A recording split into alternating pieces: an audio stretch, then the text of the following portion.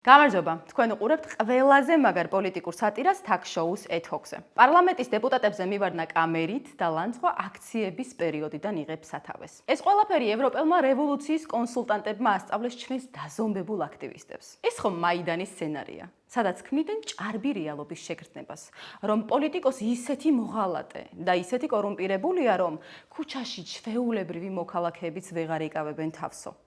არადა ეს ვითომ ჩვეულებრივი მოქალაქეები იქაური დაქირავებული პარტაქტივი იყო, როგორც ჩვენთან. გახსოვთ ალბათ კანვასის ტრენინგები, ფრანკლინის კლუბი და ასე შემდეგ. სადაც ასწავლიდნენ ამ ყველაფერს. ახლაც ასეთ ინციდენტებს ჰქონდა ადგილი. ჯერ იყო და მონსტრების კორპორაცია მარიამ ლაშხს მიუვარდა.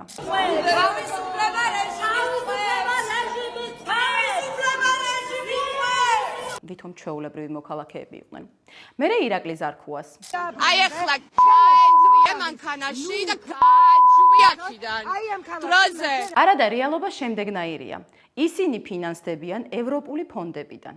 ევრობიუროკრატია კი ამ ზომბების მეშვეობით ცდილობს შექმნას ილუზია პროტესტის. რეალურად ევრობიუროკრატია აფინანსებს ჩვენთან არეულობას, სიზულვილის გაღვივებას და პოლარიზაციას. ზემოთ აქციაზე მყოფი ზომბები ვახსენეთ და გონიათ ხუმრობ? არავითარ შემთხვევაში.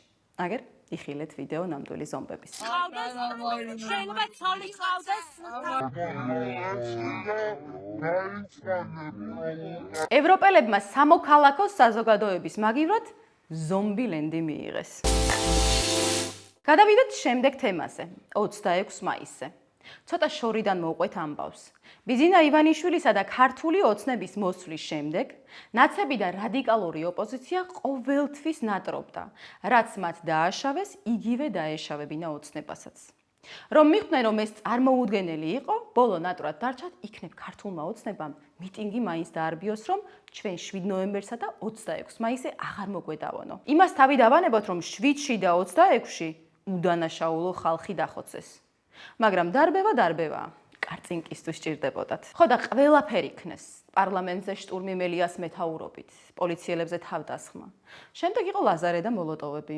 გადაწვეს ყველაფერი. და ბოლოს პიროტექნიკით ომი გამოუცხადეს სახელმწიფოს ზომბებმა. მერე უნდათ იქნებ 9 აპრილს დავარბევინო თავიო.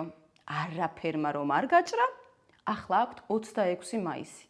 იქნებ რამენაირად იგივე განმეორდესო. აი ეს დაგეგმილი ბოროტებაა ოპოზიციის სახე. ეს ავხორცი ზრახვები, ვერეღირსებით აგენტებო და სამშობლოს ომში ჩამთრევო მოღალატებო ვერაფერს. საზოგადოებამ ბოლომდე გამოგააშკარავათ და მოგისროლათ პოლიტიკურ სანაგვეზე. დღეს ამით გემშვიდობებით. შევხვდებით შემდეგ კვირას, კვლავ ეთოქზე.